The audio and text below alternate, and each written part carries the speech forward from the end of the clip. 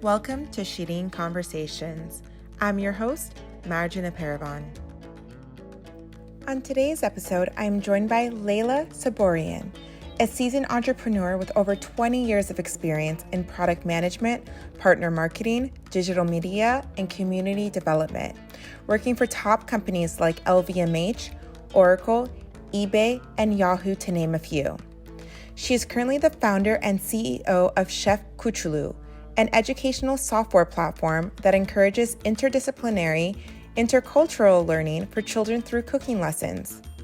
She is also a published children's book author, writing books that teach children awareness of their own and other cultures to shape them to become better, compassionate, and emotionally intelligent human beings. Her mission is very obvious. She hopes to educate, enlighten, and inspire others to be their very best and make a positive difference in the world. Hi, Layla June. Thank you so much for joining me today on Shooting Conversations. How are you? Wonderful. Thank you. How are you? Great. Thank you so much. And I appreciate you. I know that there's a huge time difference right now where we are. So I really appreciate you. And I want to make sure that, you end this conversation and end your night very peacefully. But I am so excited to get to speak to you. I know that offline, I mentioned to you how, learning a little bit more about you, I was so impressed with your background. Not just educationally, your career in itself.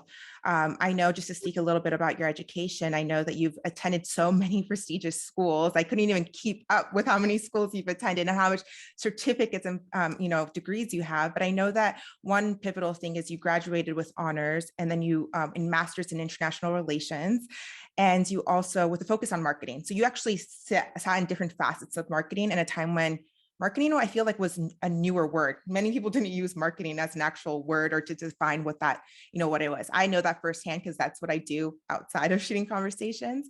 But I know you studied in Europe, and then you came and got your MBA in business from Babson College in Boston, where you actually you're one of the recipients of Goldman scholarship. Is that correct? Well, first of all, thank you so much. No, I didn't go to so many prestigious schools. No, you did. Average schools, but no, I have a master's in international relations from the University of Westminster in the United Kingdom. And I did the Goldman Sachs. Goldman Sachs has a program at Babson that's kind of like a mini accelerated MBA for top 10 businesses in not top, sorry, top 10,000, right?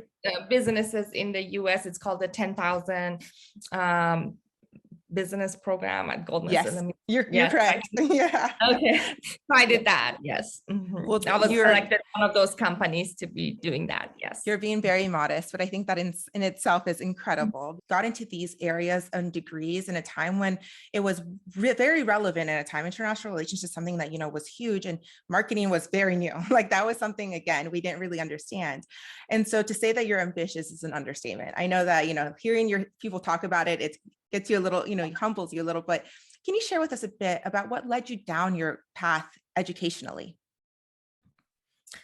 What led me down my path? I came to the United States. How do I say this? Okay, so my mother left me when I was 4 years old, and my father died when I was fairly young. So, and I grew up with my grandmother a lot, and my grandmother didn't have a chance to go to school. Her father kind of married her off after her mother died, and that was the biggest sad kind of tragedy in her life, because she was a true intellectual. She was more educated than most people I know. She, taught herself how to read, and she was a scholar, and she, and for her, like, education was the way to help women become equal to men. And she was kind of the very first feminist I met in my life. So for her, education was everything. And since I was a child, she kept reminding me how lucky I was to, what a great opportunity was to go to school, and how lucky I was. And in a way, she also didn't like me to learn how to cook or to clean. She just wanted me to focus on school. And when, the other thing that I was constantly told as a child, I think most Iranians value education, right? Every Iranian family values that. But in my case, particularly, they're like, this is your only chance. You don't have parents to fall back on. You don't have any anybody who left you any money. Like your only way out of your kind of difficult situation is to be educated and get the education to help you survive. But, you know, of course, most Iranians want you to be a doctor, engineer, right? Yes. And I just didn't like those topics. I like literature, which I think I took after my grandmother for that sake. But when I wanted to study literature, I did realize their point that, okay, not having parents, I wasn't going to be able to survive with a degree in literature. I wasn't going to be able to get a job. But so I kind of double majored. I took French and international relations, and I've always had a love for different cultures, for being inclusive, for understanding diverse viewpoints. So that's why that major really appealed to me, and I did them both. But then I couldn't really graduate. When I graduated, I couldn't really find a job in international relations because most of those jobs are either in New York or Geneva. And, you know, I moved to Silicon Valley, and there I ended up working in fashion. And then I worked for a few years and saved money to go back to school. And this time I was like, okay, I'm going to get a master's in international relations, and that will get me the job I want. And so after I got my master's, I did work at UNESCO as an intern, and I was a bit disappointed with how little impact I could make. And that's when I joined the private sector instead. That makes a lot of sense. And, you know, seeing that firsthand, you know, a lot of people, like you said, culturally, what it might be in old school, like very much we had a path. These are the top three, you know, where you go to school and then what you become, no matter if you're a female or male, but I mean, during the times. And, but seeing it firsthand and, you know, being someone like you, you know, you had to grow up pretty quickly, and to see it firsthand, you understand that this is what impact can I make? And that makes a lot of sense looking at your resume. You know, like you said, you got into fashion. So I know that during your studies and you went back and forth, you worked at some really notable companies like LVMH, eBay, Oracle, Yahoo, studying in, you know, international marketing and social media strategy, which again was so brand new at that time. So you kind of answered it in the last part, you know, how you know, saw it firsthand, and it, you know, you wanted to see what impact you can make. But how hard was it for you as a female, especially in Silicon Valley and where you've been and where you've lived, to get into your specific career fields? Sure. I feel that it was pretty hard. And I think one of the hardest thing is that people don't give us credit. Like anytime, like I've had so many good male friends or cousins. My own cousin is a very successful entrepreneur. Every time I asked him for his help introducing me to the investors, for instance, who invested in his startup, he would say, no, you know, everything is equal. If you know, why don't you go pitch? There is no difference. They don't care if you're a man and or a woman. But the numbers really speak differently, and the experience was differently. And what that kind of behavior did was always like, okay, yeah, they're right. I must be the problem here. They're right. Like people don't care if you're a male or a female. If I'm not raising money, it's because I'm not a good entrepreneur, or if I'm not succeeding, it's because I'm not good. And so, but the whole movement of 2017 really opened up my eyes, and I was like, oh, maybe it's not me, you know, maybe, and then as other women started talking about it, I was like, my God, these experiences are real. Like I was being prejudiced against, or, you know, I mean, there's like definitely incidents that happened that made it very hard.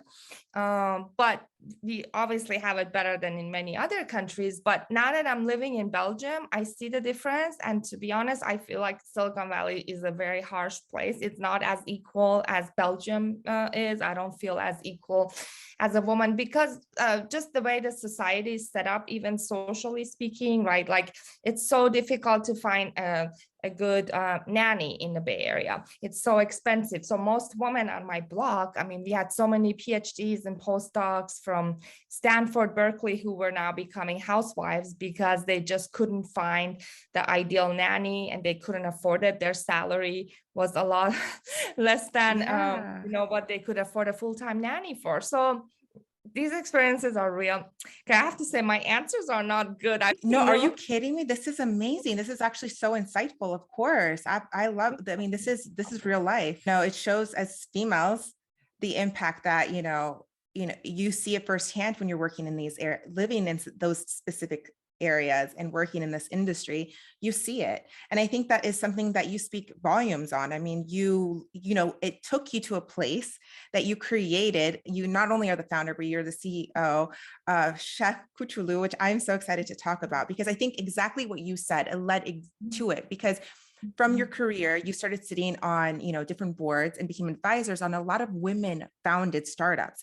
And I think that in itself, what you're saying, these females are educated, they have the ideas, but sometimes they don't have the funding, they don't have any of these things. So being able to not only have seen it with your eyes personally, but around your community, and being able to sit on these boards and make that impact, going back to your first part of your answer, is huge.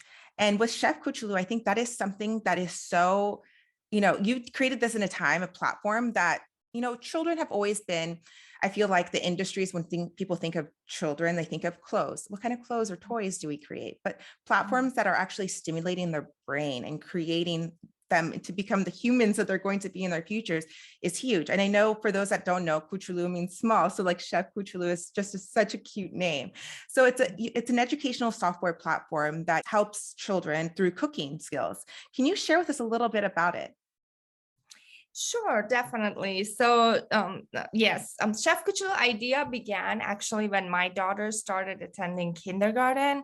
And, I was cooking her Persian food a lot of times, like korma sabzi and things that she loved. And she would take it to school. And of course, other kids would make fun of her because it just looked so different than what they were eating. And they were eating pizza and chicken nuggets and hot dogs, which are kind of like the staple of the American child's food.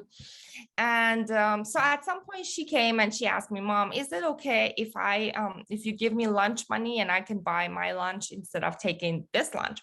And I said, sure, honey, I'll be happy to do that. But you love korma sabzi, so can I ask why? And when she told me the reason, I said, you know what, I'm going to tell you the story. And then after that, you decide. The choice is yours. Here's the money. And you can decide. So I kind of sat her through and described how hot dogs were made. And then I also explained, the story behind korma sabzi, like how my grandmother was the best chef that I knew that made korma sabzi, but how everybody in our family had a different touch for it, and how some people, use white beans, some people red beans. You can add your own signature to it. And once I told her the stories, she was like, you know what, I don't ever want to eat a hot dog again. And she became an advocate for healthy eating back at her school. Wow. Yeah, and her school asked me if I could go and kind of give the same talk. And at that time, I was working full-time as a marketer for SAP. And I had a really busy schedule, but they kept asking me to go back. And at some point, other schools started reaching out and said, hey, we really need this curriculum too. And I had systematically created a curriculum that we were duplicating and teaching in various schools. So I decided to take it to the next level because I realized that the US in particular really needed this education. And I also noticed that a lot of the ignorance in the, I'm sure as an Iran, well, you live in LA, so maybe you didn't have question. But we still had it. It is true. You're right. Your Okay. daughter's story is exactly what I remember as well. Okay.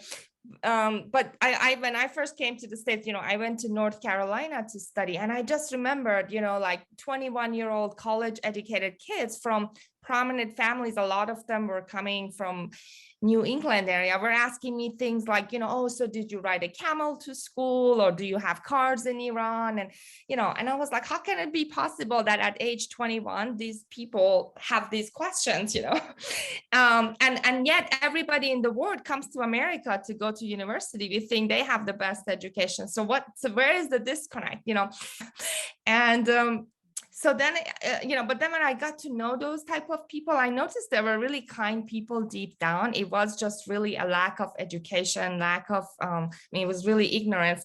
And I was like, but all of those people who were, when I would cook Iranian food for them, they would love it and they would want to come back and eat it. So I was like, well, it's not that they're really prejudiced. It's just that they're ignorant. They haven't been taught better. So I was like, we need to have this education from an early age. And that's kind of the idea of Chef Koochooloo, is to teach. Each lesson teaches kids about a new country, and then we bring in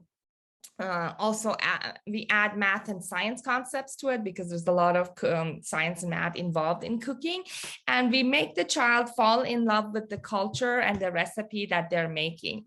And and I still remember this. I think we even have this on video, like one classroom we went into, and I asked the kids, these were third graders, I said, hey guys, when you hear the word Iran, what do you think of? So, the first child says terrorists, the second child said bombs, the third child said bad people. And I was like, okay. So I didn't comment, I didn't contradict. So I said, today we're gonna make stuffed grape leaves. We make dolma with them, and we had them touch all the spices. And I had experienced Persian chef that day too, whose cooking, was so amazing. Moji June was her name. So after the class, right before they were going home, I said, so guys, when you think of Iran, what do you think you're going to remember next? And then, right away, one kid was like, oh, this delicious smell. It's the most delicious smell I ever had. And then another kid was like, eating leaves. Wow, so much fun, And so I really felt, okay, I'm accomplishing what the idea behind this platform was. So that's kind of the power of it. It's so true. I mean, you said it so perfectly. 21 or not, like above, it's the ignorance, it's the lack of, it's the superiority sometimes of what people believe. And, if we want to sit them down and teach them how America was founded, there's different stories, it's not, how they interpret it. But you absolutely right. Exactly when you said these specific moments of what people said to you, I got flooded in my head at, late 20s of what people that like ex-boyfriends, parents, what they would say to me and things. And it's just like, this is why, education, like Chef Koochooloo, my podcast, these are things that I want to do. And I know that's a part of what flows in your blood, is to cut the ignorance out. And I think the way that you taught them is beautiful. You don't sit there and you say, absolutely not, we're not terrorists, absolutely not, but you create an experience for them, because we know as Iranians, we're so immersed with our food is our stories, all of those. So creating those experiences for them is such a beautiful way to end it. And then they go home believing something completely different about a country that they were so, closed-minded to. So I would rather be an Iranian that eats leaves than a terrorist. So I love that you did that. And it's not just us. I mean, it's easy for us because, to think about it as Iranians, but it's the same thing like when for Mexicans, right? Yes. When I started teaching the Chef Koochooloo concept, the first school we started at was a economically disadvantaged schools, where most of the parents were immigrants from Mexico or El Salvador who barely spoke English, if any. And all the kids were like, no, we're Americans, we don't speak Spanish, because they were so ashamed and so scared of how they'd been treated, and that, at 7 years old. And so once we went in and we made a Mexican dish, and I remember the first thing that I taught him was like, hey, did you know that chocolate was first discovered in Mexico? And then all these Mexican kids' eyes, just sparkled, and the class, and then by the end of the class, they all wanted to speak Spanish, and they wanted to show their classmates their Mexicanness, which by then they were like, no, we're Americans. And then all of a sudden they felt comfortable to share more of their culture, and talking about, their cousins who still lived in Mexico, or, picking up the chocolate plants. So it's not just our culture, unfortunately, like there is a lot of ignorance all about. Absolutely. Absolutely. And I think what this past few years has taught us, especially in the time of pandemic and COVID, we saw the ugliness of a lot of people, what they're like thinking internally and didn't really have externally say. Now we have a world of social media, keyboard warriors who feel so comfortable pointing the finger at people and blaming them based on their culture. And I think you absolutely hit the nail on the head. So exactly. And I think that makes a lot of sense. And pivoting a little bit towards your now where you are, I know you have a series of published children's books. So this absolutely makes sense. Your personal experiences, whether it's going to these classrooms and speaking to these children, and your own personal experience. I know, growing up, losing your mother and your father at such a young age, and being raised by your grandmother. You created these books that are not only bilingual, but they're trilingual as well, so that you're helping these children cope with different issues. I know generational trauma is one of them, losing a grandparent, the pandemic in itself myself. I know one of your books can be found on Amazon. I know one of them is saying goodbye to Mother. And that, I wish I was a child that had that, someone who just in my 30s just lost my grandmother, who this podcast is named after. I wish a Oh. book like that existed for me at a time, because it is a very hard, traumatic experience, and loss is loss, in different parts and these issues that they're dealing with. So these books that you created, I know most likely have been influenced from your experiences, but what are your hopes for these children who are not only reading them, but are being read these books to learn from? Yes, my hope for them is to feel accepted and loved, and to know that they're not alone, because a lot of times these experiences feel so isolating. We think, oh my God, I'm the only one who's going through this because I'm the one who's different. So it's just to show them that you're not alone, that even the happiest person in school is probably going through some tough periods or some experiences. And then also to help show them different perspectives, because, when we were children, like growing up in Iran, okay, in a way, it was comforting to have such a strong religion in place, right? Because like when you were saying, okay, somebody died and what happened to them, there's no questioning of what happened to them. They go to heaven or they go to hell, and like everything was laid out. But in this generation, we don't want to raise our children with a blind eye. I feel like we want to be as honest as we can with our children. And the truth is, for me, for instance, I'm really not sure what happens after we die. So I try to portray a more true or authentic story that I can share with my daughter, and let her make up her mind, on what happens in the afterlife, instead of just telling her what I've been told, which I'm not certain whether it's true or not. Yeah, and that's true. I mean, like you said, that's one, and like the pandemic in itself for children having to pivot to classroom environments that are from home, no longer with their friends, babies that are being born during the pandemic and never have seen the outside world because they've been inside their homes. These are such important books for them, because it's just opening their eyes to, yes, you're not the only one. There's so many others that are going and dealing with this, but how do you kind of like live your life down this path in a way that that you can be guided? And I think that's such a beautiful thing to do. And I know those are just a few of the books that you have so many more, but I think it's such a beautiful thing to, build from the experiences of yourself and what you've seen. And also, like you said, for something, you're seeing it through your daughter's eyes. You want her to be able to be open-minded and educated in a way that she can share with her friends. So that's beautiful. Thank you. Of course. Before we, and like I said, you have such a diverse background, whether it's educational, your career, what you've created. What's next for you? Yes, I think I would like to grow Chef Koochooloo into, well, we just formed a new company that's called Koochooloo instead of Chef Love Koochooloo. it. So putting the food as one channel and growing into different Smart. departments, categories of what we could do. So definitely content is an area where we feel there is a lack of. So our next push is to focus on creating more diverse and inclusive content in various languages. We also want to create maybe a bookstore that has these type of books on display, and creating a space where people can come and discuss conflict or the differences of culture. And like I said, it's not so unique to Iranians or life in America, right? Here in Belgium, we live in a small country with 3 different communities. They have Flemish speakers, French speakers, and German speakers. And oftentimes they live 10 minutes away from each other, but they never mix almost.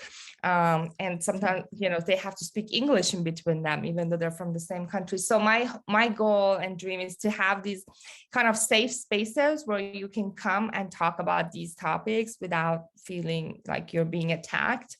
So that's one idea. We want to take Chef Koochooloo to the next level, maybe create middle school content for it. Right now, we're focused on elementary school and maybe a clothing line. So I love it. I am so excited for everything that you're doing. And even though I'm not Koochooloo in air quotes, I'm just as excited to see what you put out and be, a consumer of what you're doing. So Layla June, before we close it out, I know your books can be found on Amazon. Is there anything that you'd like to leave my listeners off with? I feel like, yes, they should be more vocal about things that are not going right in their communities, or even they themselves are experiencing, because for many years, I just kind of put up with things because we're like, you don't want to be a problem. You want to, I think growing up in Iran and then coming here as an immigrant, you just kind of want to be off the radar. You want to keep a low profile, just do your thing, make it your goal. But when we don't stand up for these things, we're really doing a disservice to other women. And I finally realized that, I mean, once I got my courage, but in just little things, like for instance, I got accepted into an accelerator in Switzerland. And they were like, boasting, oh yeah, we have 50% women participate, blah, blah, blah. And we're all about diversity and we're so happy. And then when they prepared housing for you, so when the housing options came, I was like, well, I have 2 children, so I would like a housing where I could bring my kids. And the kind of the leader of the organization wrote back, he's like, sorry, that's just something we don't do, like it's a program for entrepreneurs. And I said, well, okay, then you should say that this is a program for young male entrepreneurs with no families or responsibilities.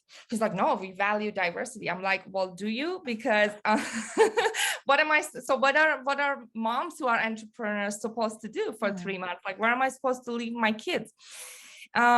So when I said that, he was like, well, no, it's just because you didn't disclose it in the beginning, blah, blah, blah, but I basically called him on it. And then the next day, he called me in and he apologized. He said, you opened my eyes for the first time to this, because up to now, I thought we were being fair just because we had 50% women. I was like, yeah, having 50% women, but not accommodating for their needs. Like I was asking, well, is there like a daycare nearby? Is there, any summer camp programs?